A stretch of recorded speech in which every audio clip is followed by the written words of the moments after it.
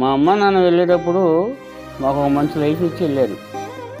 అంతకన్నా ముందు వాళ్ళు ఏం చెప్పారంటే, అయ్యా మమ్మల్ని వదిలిపెట్టి ఎటు వెళ్ళకు, మమ్మల్ని చూసేవాళ్ళు ఎవరు లేరు, మరి మీరు బయటకు వెళ్తే మమ్మల్ని ఎవరు చూస్తారు అనేసరికి, సరే ఏది ఉన్నా లేకపోయినా సరే అని తల్లిదండ్రులను కాచుకొని ఇంటికాడ ఉందా. నాన్నకు బాగా లేకపోతే హాస్పిటల్ తీసుకెళ్ళటం, తీసుకురావటం, చూపించడం అలాంటివి చేస్తూ ఉండేవాడిని. మరి ఆయన లెగలేని స్థితిలో ఆయన లెట్రిన్ కూర్చుంటే నా కుడి చేతితో నేను తీసి కడిగేవాడిని. మా అమ్మకి బీపీ, షుగర్, థైరాయిడ్ ఉండేది. ఆరోగ్యం బాగుండేది కాదు.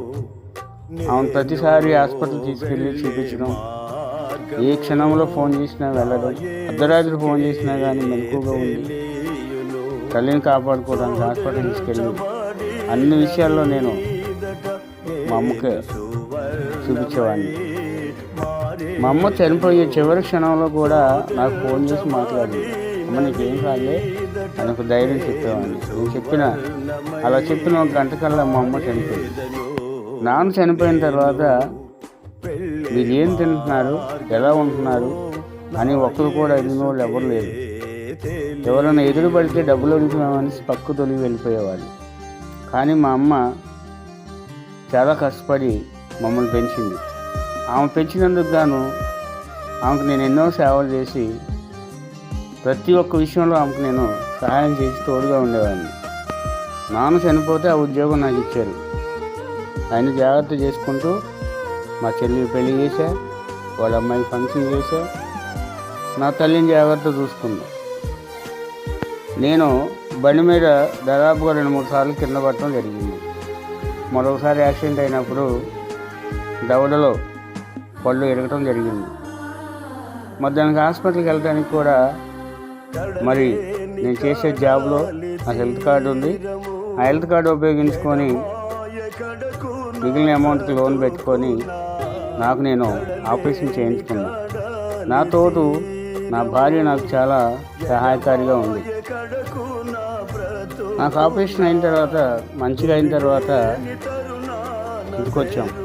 తర్వాత నా భార్య పిల్లలు అన్యాయం కాకూడదని లోన్లు పెట్టుకొని నా సొంతగా ఇల్లు కట్టుకోవడం జరిగింది. కానీ ఇంటి నిమిత్తం ఒక్కరికి కూడా ₹1 కూడా నా సొంత వాళ్ళని కూడా ఎవరిని అడగలేదు.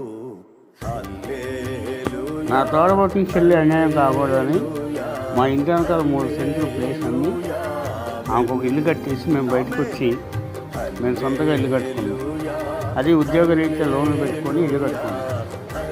అది చూసి వారలేక కొంతమంది అప్పులు చేసి ఇల్లు కట్టినని చెప్పుకుంటున్నారు.